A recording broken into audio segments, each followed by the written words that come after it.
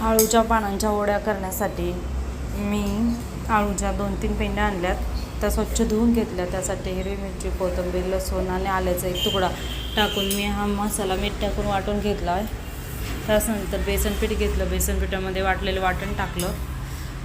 हळद पावडर आणि तीळ हे सगळं मिश्रण एकत्र करून मी ते पीठ मळून घेतलं. प्रत्येक पानांना एकावर एक असं पीठ मी मस्त लावून घेतलेलं आहे. आणि ह्या आळूच्या पानांच्या घड्या एकावर एक घालून मी हा मस्त वाफवून घेतल्यात 15 ते 20 मिनटं. पातेल्यामध्ये पाणी गरम करायला ठेवायचं आणि वरती एक चाळण ठेवून आपल्याला ह्या वड्या छान वाफवून घ्यायच्यात. आता वाफल्याच्या नंतर चांगलं थंड झाल्या की अशा गोल आकारामध्ये कट करून घ्यायच्या आणि तेलामध्ये मंद आचेवर तळून घ्यायच्या. इतक्या छान लागतात. ह्याच्यामध्ये तुम्ही थोडंसं तांदळाचं पीठ मिक्स करू शकता, त्यामुळे खूप छान होतं.